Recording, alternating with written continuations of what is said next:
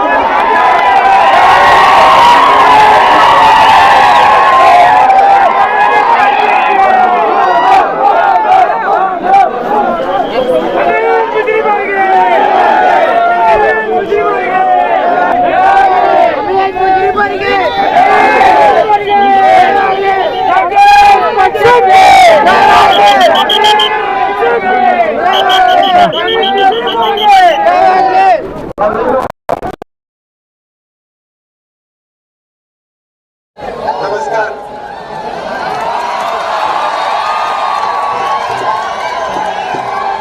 Congress party के वरिष्ठ नेता, हमारे प्यारे कार्यकर्ता, भाइयों और बहनों, प्रेस के हमारे मित्रों, आप सबका यहाँ बहुत बहुत स्वागत।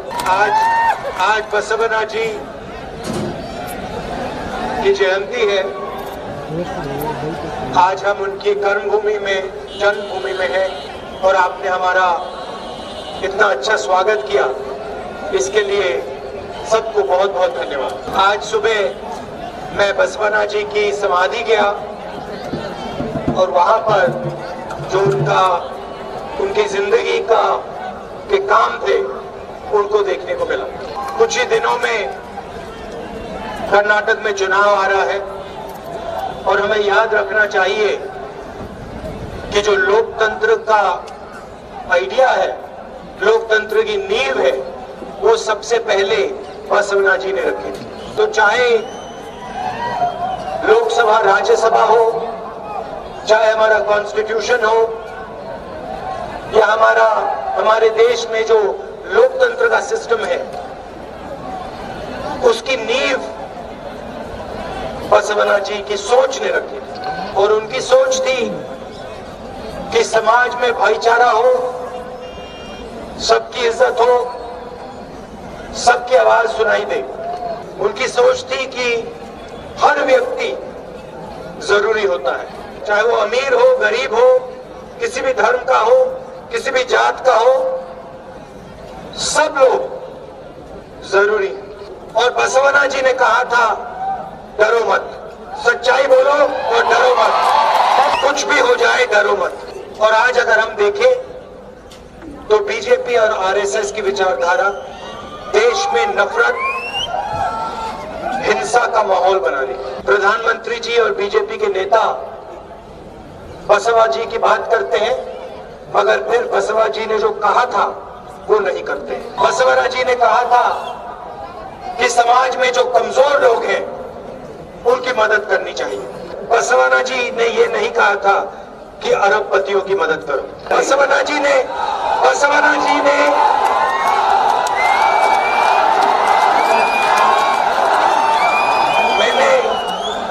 मैंने बसवना जी की सोच पढ़ी है।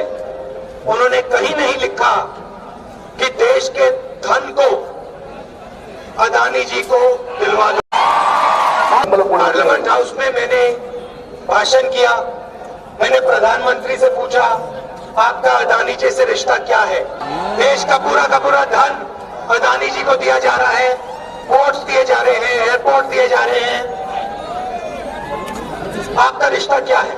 LIC का पैसा अदानी जी को दिया जा रहा है, क्यों दिया जा रहा है? पहले पार्लियामेंट में मेरा माइक ऑफ कर दिया, मगर उससे बात नहीं बनी। मेरे भाषण को मिटा दिया पार्लियामेंट के रिकॉर्ड से, फिर अंत में मुझे लोकसभा से निकाल दिया। अगर ये सोचते हैं कि सच्चाई सिर्फ लोकसभा में बोली जाती है, सच्चाई तो कहीं भी बोली जा सकती है, सच्चाई तो यहाँ भी बोली जा सकती है। तो बसवना जी ने कहा क्या था, मैं आपको बताता हूँ। उन्होंने कहा था कि जो कमजोर लोग हैं, सरकार को उनके लिए काम करना चाहिए और हर व्यक्ति को बड़ा से बड़ा सपना देखने का हक है।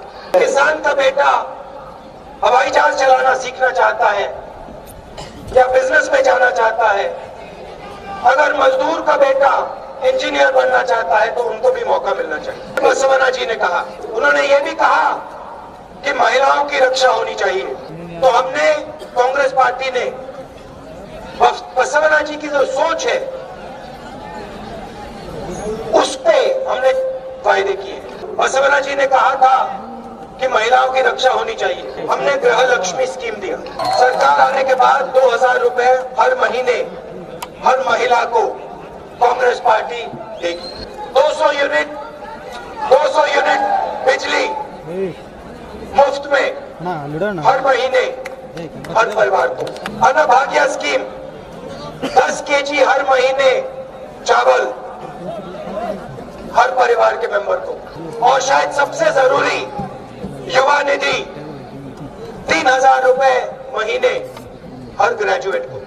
और 1500 रुपए जिनको डिप्लोमा मिला है उनको हर महीने। तो एक तरफ हमने जो वायदे किए हैं बसवना जी की सोच के वायदे किए। अब मैंने बसवना जी की सोच पढ़ी है, किताबें पढ़ी हैं और उनमें मैंने बहुत ढूंढा, कोशिश की कि उनकी किताब में, उनकी सोच में कहीं 40% कमीशन लेने की बात हो।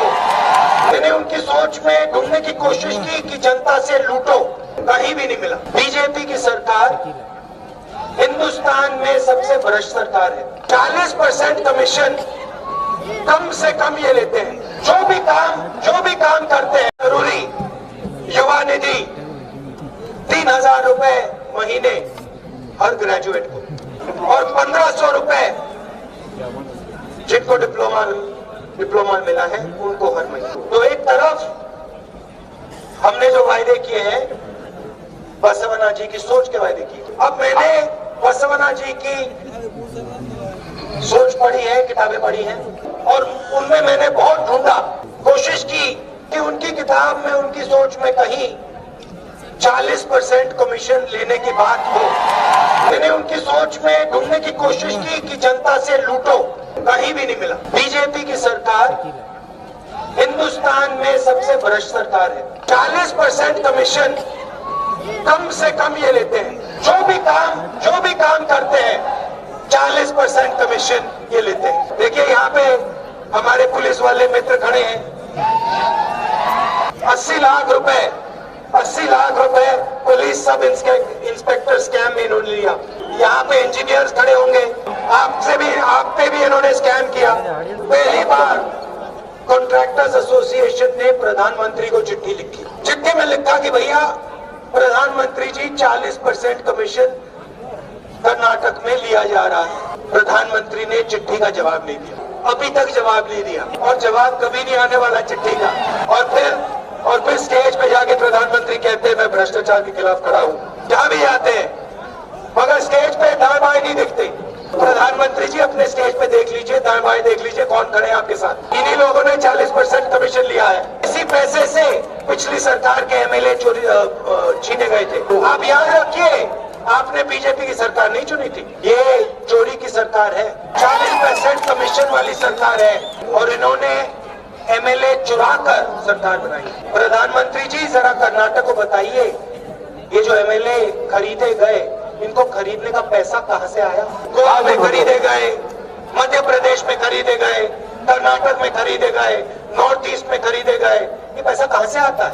भाई और बहनों, ये जो आपसे पैसा छीना जाता है, भ्रष्टाचार में लिया जाता है 40% कमीशन वाला, ये इन्हीं पैसों से ये सरकार खरीदते हैं। अब जब कांग्रेस पार्टी की सरकार आएगी, उस सरकार को नहीं खरीद पाएंगे क्योंकि इसमें 150 सीटें आएंगी। और बीजेपी की जो 40% कमीशन की आदत है ना, उनकी 40 सीटें आने वाली है। अच्छा, आखिरी बात मैं आपसे कहना चाहता हूँ, मेरे ऊपर बहुत सारे केस लगा रखे हैं बीजेपी के लोगों ने। मुझे पार्लियामेंट हाउस ने घर छीन लिया मेरा, और हजारों लोगों ने कहा, मुझे चिट्ठी लिखी, राहुल जी आप हमारे घर में आ जाए। मुझे कोई घर की जरूरत नहीं, इन्होंने ले लिया, अच्छा किया। मगर केस में कहा कि मैंने ओबीसी के बारे में गलत शब्द प्रयोग। इससे पहले मैं किसी के बारे में गलत शब्द प्रयोग नहीं करता। हिंदुस्तान के हर व्यक्ति की इज्जत करता हूं। जैसे मैंने कहा था, नफरत के बाजार में मोहब्बत की दुकान खोलता।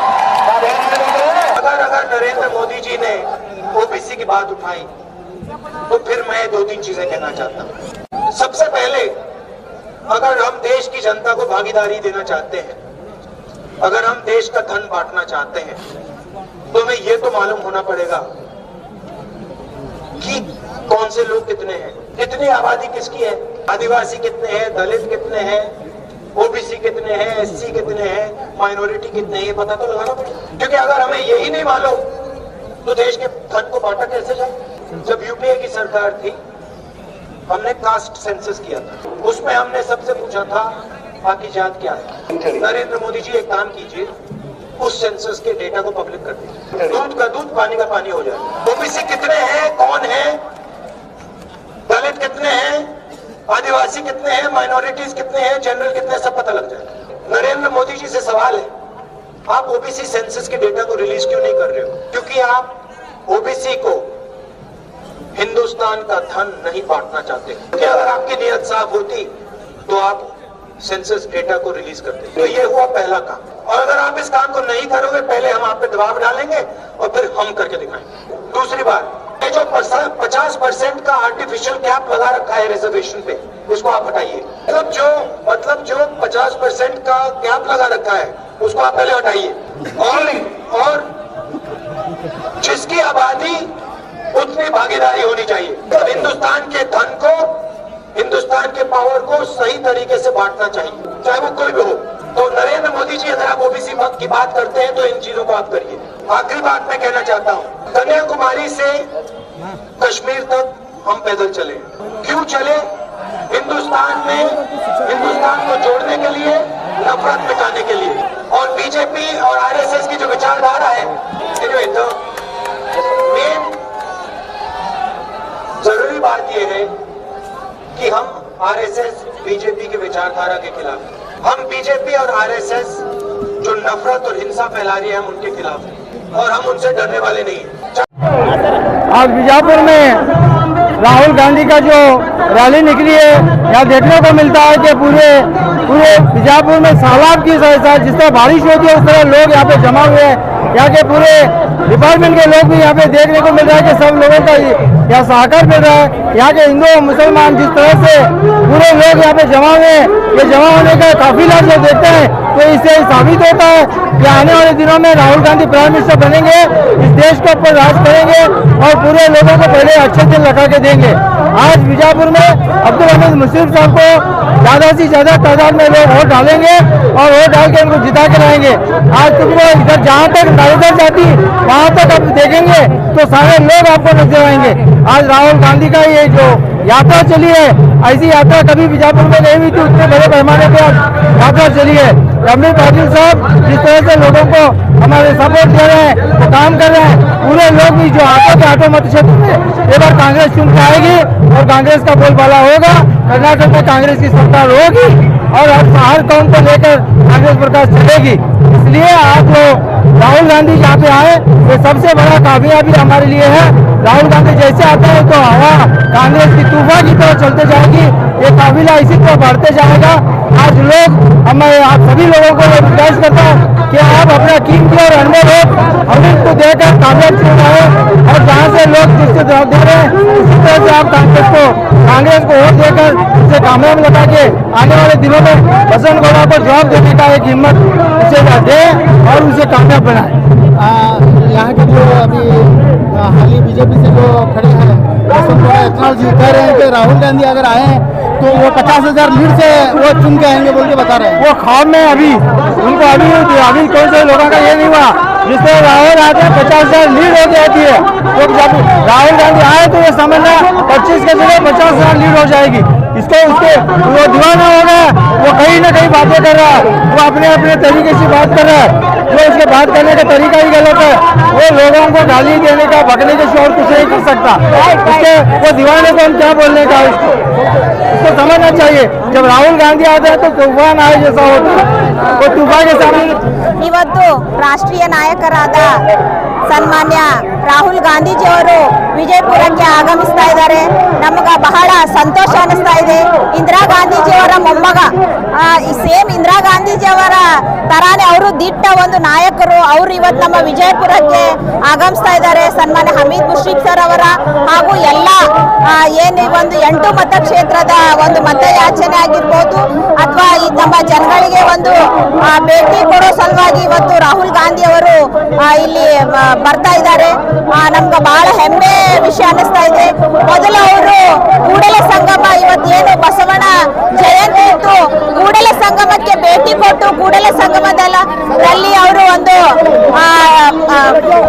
ಕೂಡಲ ಸಂಗಮದಲ್ಲಿ ಅವರು ಒಂದು ಇದು ತಗೊಂಡು ಇವತ್ತು ರಾಹುಲ್ ಗಾಂಧಿ ಅವರು ಬರ್ತಾ ಇರೋದು ನಮ್ಗೆ ಬಹಳ ಬಹಳ ಅಂದ್ರೆ ಬಹಳ ಸಂತೋಷದ ವಿಷಯ ಅಂತ ನಾನು ಈ ಒಂದು ಸಂದರ್ಭದಲ್ಲಿ ಹೇಳಲಿಕ್ಕೆ ಇಷ್ಟಪಡ್ತೀನಿ.